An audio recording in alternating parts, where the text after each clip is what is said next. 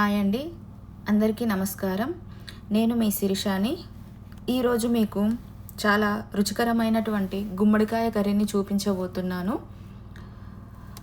ముందుగా గుమ్మడికాయను తొక్క తీసి శుభ్రంగా కడిగి పక్కన పెట్టుకోండి.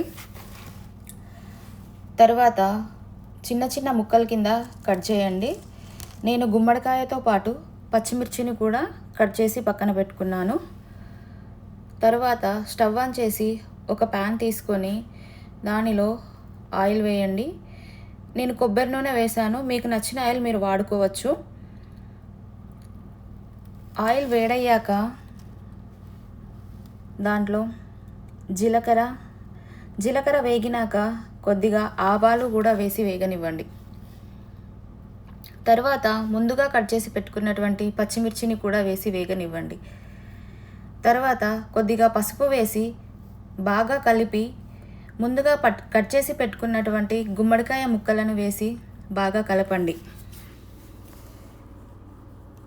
ఈ గుమ్మడికాయ కూర ఎలా ఉంటుంది ఏంటి, ఎప్పుడు వండలేదు కదా అని అనుకోకండి. ఊర్లో చాలా ఫ్రెష్ గుమ్మడికాయలు దొరుకుతాయి. వాటిలో చాలా ఆరోగ్యకరమైన ప్రయోజనాలు ఉన్నాయి కాబట్టి ఊరిలో దొరికే ఆర్గానిక్ గుమ్మడికాయలని వండుకొని తినండి. ఈ గుమ్మడికాయలతో కూర చేసుకోవచ్చు, గింజలను ఎండబెట్టుకొని తినొచ్చు, అలాగే లేత గుమ్మడిని జ్యూస్ చేసుకోవచ్చు, ఇంకా స్వీట్ కింద హల్వా కూడా చేసుకొని తినొచ్చు.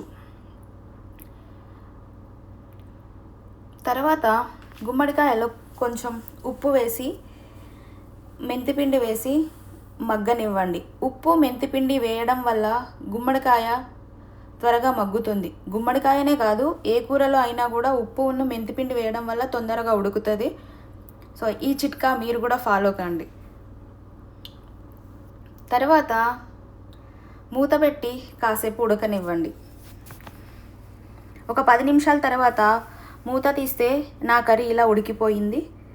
తర్వాత నేను దాంట్లో కరివేపాకు, దానితో పాటు ముందుగా దంచి పెట్టుకున్నటువంటి వెల్లుల్లి యాడ్ చేశాను.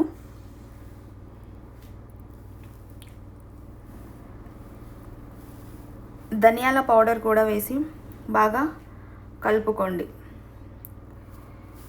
నాకు 15 to 20 minutes పట్టింది ఈ కూర ఉడకడానికి. ఆల్మోస్ట్ నా కర్రీ రెడీ అయిపోయింది. తర్వాత నేను స్టవ్ ఆఫ్ చేసి కొత్తిమీర చల్లి పక్కన పెట్టుకున్నాను. చూడండి, ఎంతో సింపుల్గా రుచికరమైనటువంటి హెల్దీ గుమ్మడికాయ కర్రీ రెడీ అయింది. ఇది అన్నంలోకి, చపాతీలోకి కూడా బాగుంటుంది. ఈ కర్రీని 1 year పిల్లల నుండి 100 years పెద్దవాళ్ళ వరకు అందరూ తినొచ్చు. ఊర్లో ఉన్నప్పుడు 10 రూపాయలకే గుమ్మడికాయలు కొనడానికి వచ్చేవారు.